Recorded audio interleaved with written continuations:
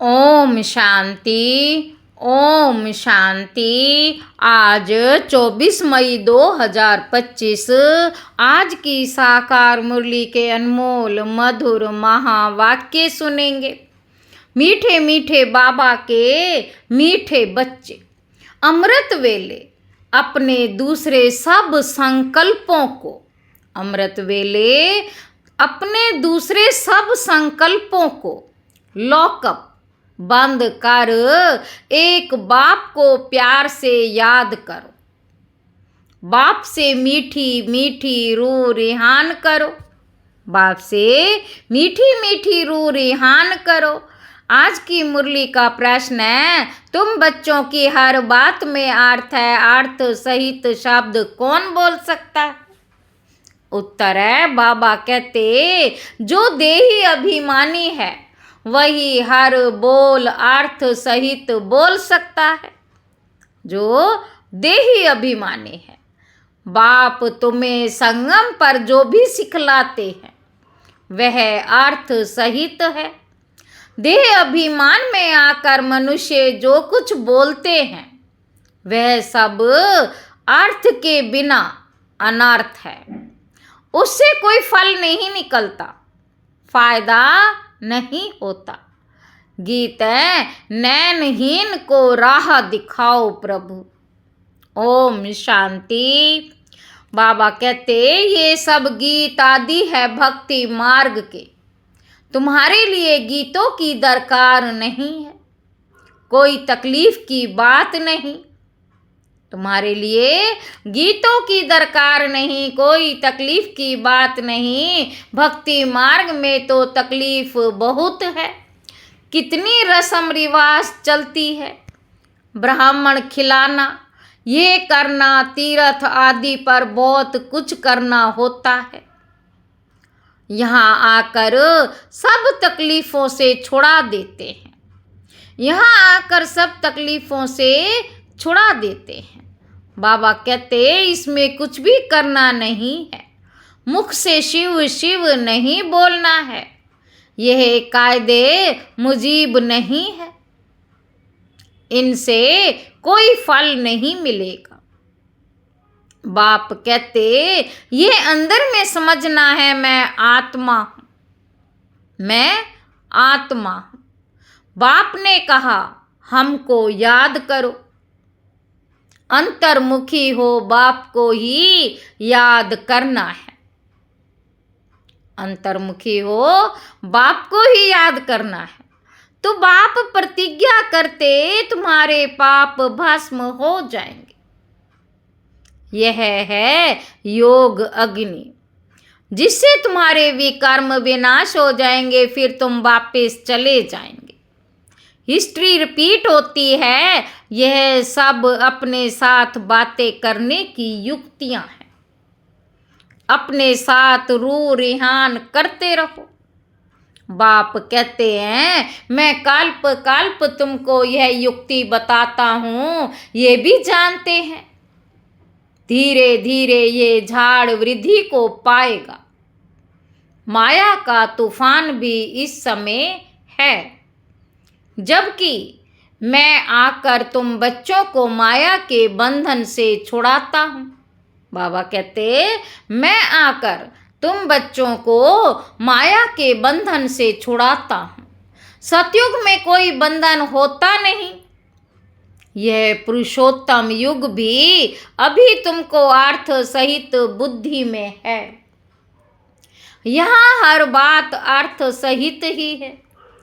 देह अभिमानी जो बात करेंगे सो अनर्थ। देह अभिमानी जो बात करेंगे अनर्थ।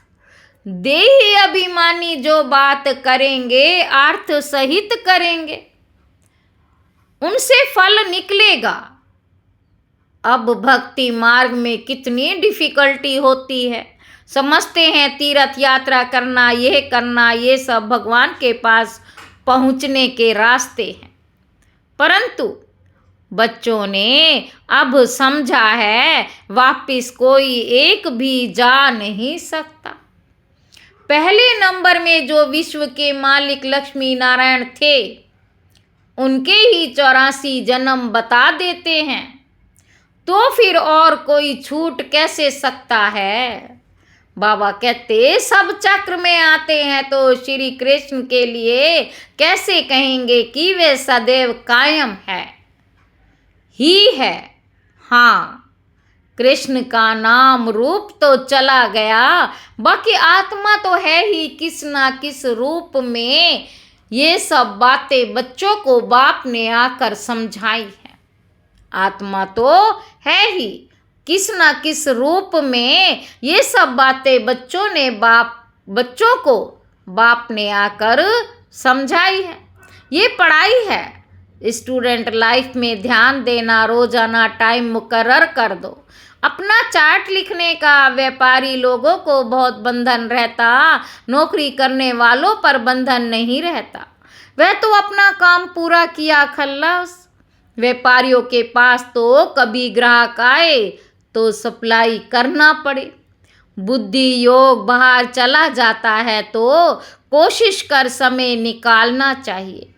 अमृत वेले का समय अच्छा है, उस समय बाहर के विचारों को लॉकअप कर देना चाहिए। कोई भी ख्याल ना आए, बाप की याद रहे, बाप की महिमा में लिख देना चाहिए। बाप की महिमा में लिख देना चाहिए। बाबा ज्ञान का सागर पतित पावन है। बाबा ज्ञान का सागर पतित पावन है। बाबा हमको विश्व का मालिक बनाते हैं। उनकी श्रीमत पर चलना है। सबसे अच्छी मत मिलती है मन मना भव, दूसरा कोई बोल ना सके। काल्प काल्प यह मत मिलती है। तमो प्रधान से सतो प्रधान बनने की बाप सिर्फ कहते हैं माँ में कम याद करो। बाप सिर्फ कहते हैं माँ में कम याद करो। इसको कहा जाता है वशीकरण मंत्र। अर्थ सहित याद करने से ही खुशी होगी। बाप कहते हैं अव्यभिचारी याद चाहिए। बाप कहते हैं अव्यभिचारी याद चाहिए। जैसे भक्ति में एक शिव की पूजा अव्यभिचारी है, फिर व्यभिचारी होने से अनेकों की भक्ति करते। पहले भी अद्वैत भक्ति एक की भक्ति करते। ज्ञान भी उस एक का ही सुनना है। तुम बच्चे जिसकी भक्ति करते थे वह स्वयं तुम्हें समझा रहे हैं। शिव पिता परमात्मा स्वयं तुम्हें समझा रहे हैं। मेरे मीठे मीठे बच्चे, अभी मैं आया हूँ। ये भक्ति कल्ट अभी पूरा हुआ है। तुमने ही पहले पहले एक शिव बाबा का मंदिर बनाया। उस समय तुम अव्यभिचारी भक्त थे, इसलिए बहुत सुखी थे। फिर अव्यभिचारी भक्त बनने से पहले पहले तुम बहुत सुखी थे।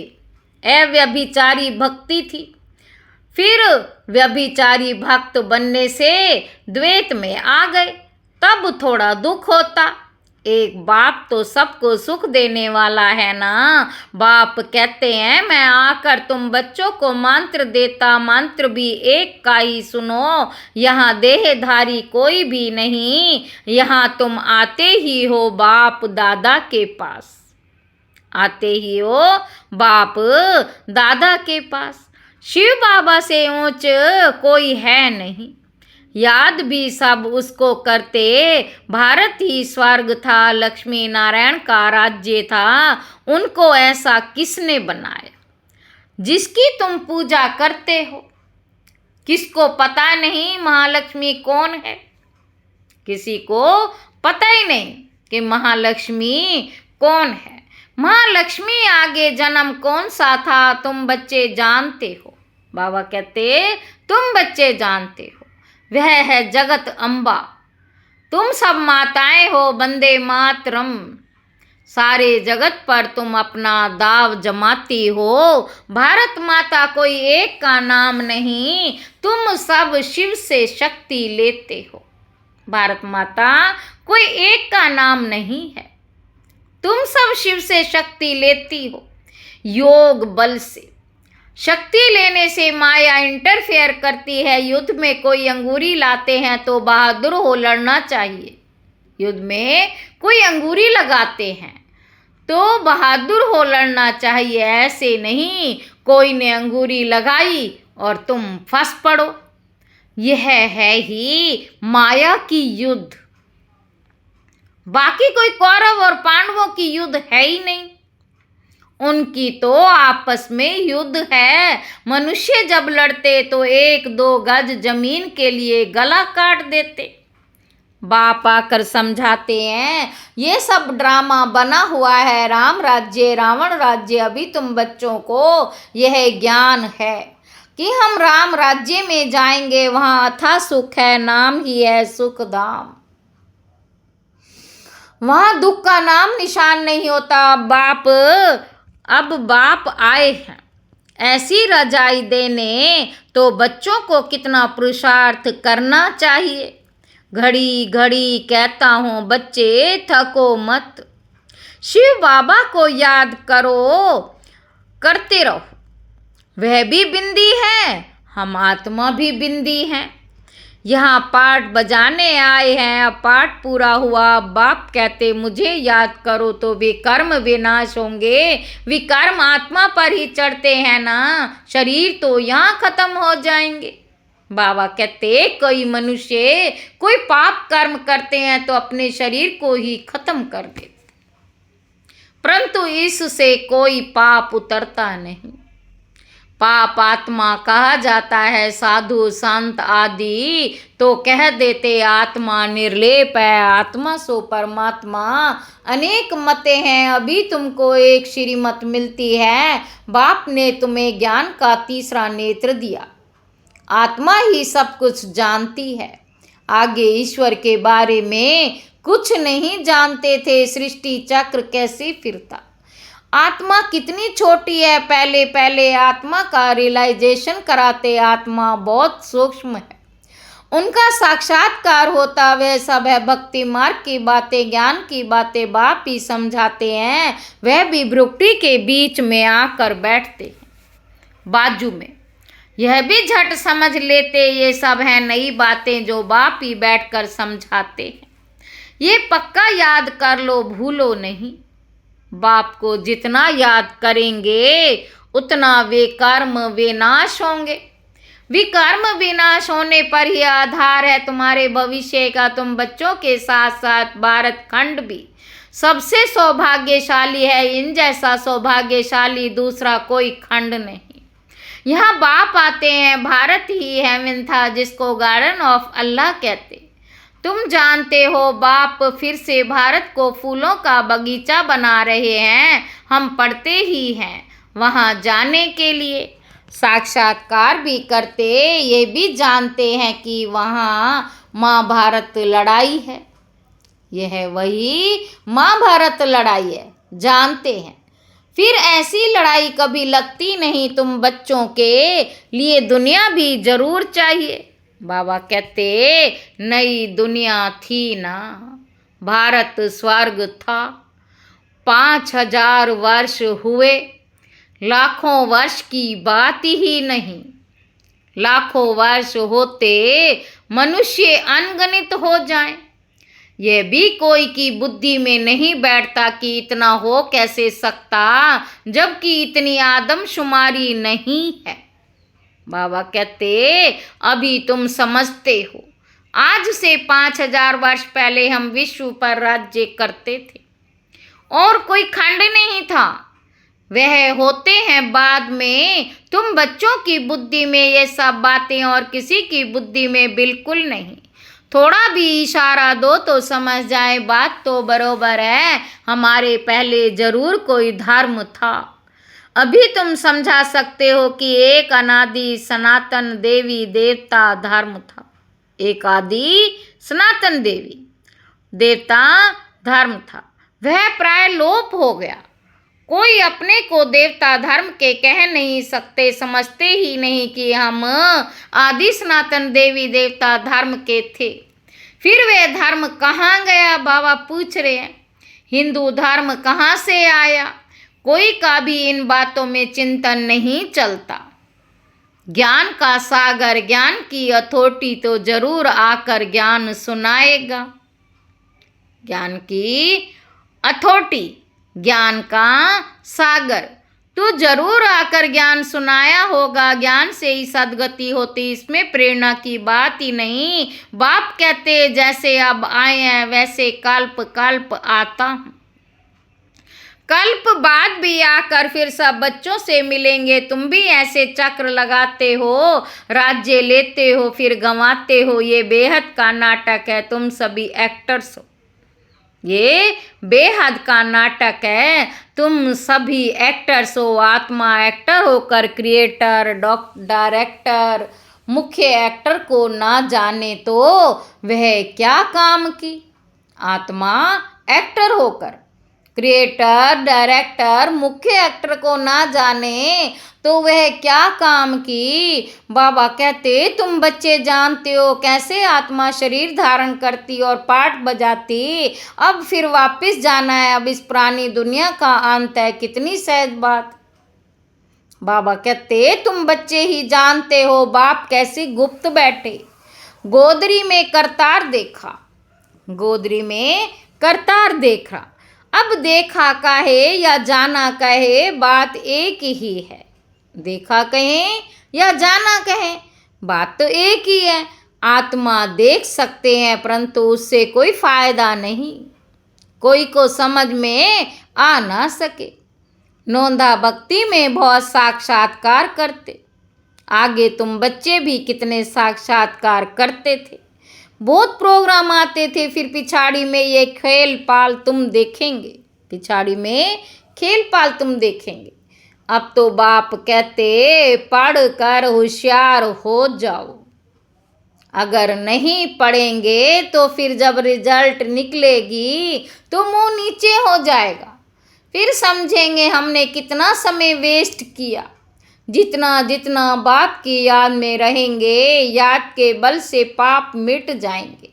जितना बाप की याद में रहेंगे उतना खुशी का पारा चढ़ता रहेगा, चढ़ा रहेगा। बाबा कहते मनुष्यों को ये पता ही नहीं कि भगवान को क्यों याद किया जाता। कहते भी हैं तुम मात पिता हम बालक तेरे, अर्थ नहीं जानते। बाबा कहते अभी तुम जानते हो, शिव के चित्र पर समझा सकते हो। ये ज्ञान का सागर पतित पावन है, उनको याद करना है। बच्चे जानते वही बाप आया है सुख घनेरे का रास्ता बताने। यह पढ़ाई है, इसी में जो जितना पुरुषार्थ करेगा उतना ऊंच पद पाएगा। यह कोई साधु संत आदि नहीं जिसकी गद्दी चली आई हो, यह तो शिव बाबा की गद्दी है। ऐसे नहीं ये जाएगा तो दूसरा कोई गद्दी पर बैठेगा, नहीं। बाप तो सबको साथ ले जाएंगे। कई बच्चे व्यर्थ ख्यालातों में अपना समय वेस्ट करते, सोचते हैं खूब धन इकट्ठा करें, पुत्र पोतरे खाएंगे, बाद में काम आएगा, बैंक लॉकर में जमा करें। बाल बच्चे खाते रहेंगे परंतु किसी को भी गवर्नमेंट छोड़ेगी नहीं, इसीलिए उसका जास्ती ख्याल ना कर। अपनी भविष्य कमाई में लग जाना चाहिए। अब बच्चों को पुरुषार्थ करना है। ऐसे नहीं कि ड्रामा में होगा तो करेंगे, पुरुषार्थ बिगर खाना भी नहीं मिलता, परंतु किसी की तकदीर में नहीं है तो फिर ऐसे ख्यालात आ जाते हैं। तकदीर में नहीं है तो फिर ईश्वरीय तदबीर भी क्या करेंगे। जिनकी तकदीर में है वे अच्छी रीति धारण करते और कराते हैं। बाप तुम्हारा टीचर भी है, गुरु भी है, तो उनको याद करना चाहिए। बाबा कहते उनको याद करना चाहिए। बाबा युक्तियां तो बहुत बतलाते हैं, तुम साधु संत आदि को भी निमंत्रण दे सकते हो। अच्छा, मीठे मीठे सिक्की लदे बच्चों प्रति माता पिता बाप दादा का याद प्यार और गुड मॉर्निंग। रूहानी बाप की रूहानी बच्चों को नमस्ते। हम रूहानी बच्चों की रूहानी बाप दादा को याद प्यार और गुड मॉर्निंग। नमस्ते बाबा, नमस्ते, शुक्रिया बाबा, शुक्रिया। धारणा के लिए मुख्य सार पहला पॉइंट है पुरुषार्थ कर अपनी भविष्य कमाई में लग जाना।